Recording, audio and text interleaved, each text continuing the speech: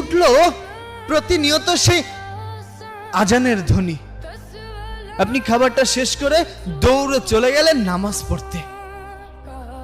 নামাজ শেষ করে বাহিরে আসলেন, বাসায় এসে ঘুমিয়ে পড়লেন।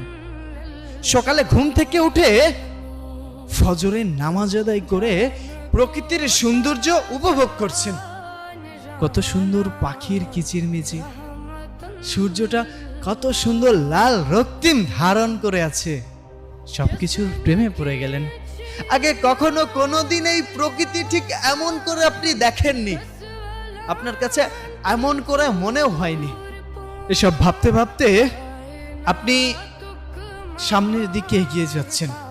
হঠাৎ করেই আপনার সাথে সেই মানুষটির দেখা হলো, যেই মানুষটাকে আপনি একদম সহ্য করতে পারেন না।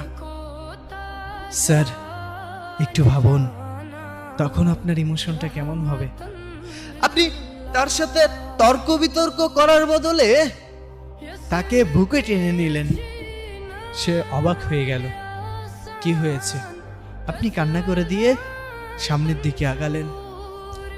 পথে ঘাটে যেখানে যার সাথে দেখা হচ্ছে আপনি সালাম প্রদান করছেন। আপনি হঠাৎ করেই দেখলেন রাস্তার পাশে একটা কুকুর শুয়ে আছে। আপনি দোকান থেকে একটা রুটি কিনে এনে নিজে হাতে কুকুরটিকে খাওয়াচ্ছেন। অথচ এভাবে কখনোই আপনি প্রকৃতির প্রেমে পড়েননি। আপনি এই পৃথিবী, এই দুনিয়া, এই সৌন্দর্য ছেড়ে আপনি কোথাও যেতে চাচ্ছেন না, কিন্তু যেতে হবে। আপনি আস্তে আস্তে দুর্বল হয়ে পড়ছেন। আপনি আস্তে আস্তে মানসিকভাবে ভেঙে পড়ছেন শারীরিকভাবে। আপনার বাসা থেকে কিছুটা বুঝতে পারল। বৃদ্ধ বাবা আপনাকে ডেকে নিয়ে বলল, বাবা, কি হয়েছে তোর? এখন আর আগের মতো তর্ক করিস না।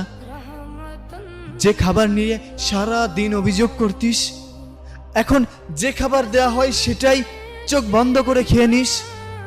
কি হয়েছে তোর? তখন আপনি চিৎকার করে দু চোখের পানি ছেড়ে দিয়ে বাবাকে জড়িয়ে ধরলেন। কেমন লাগছে? কষ্ট লাগছে। আপনার কান্না দেখে রান্নাঘর থেকে দৌড়ে এসে আপনার মা আপনাকে জড়িয়ে ধরল। বাবা, কি হয়েছে তোর? আপনি মলিন মুখে বললেন, মা,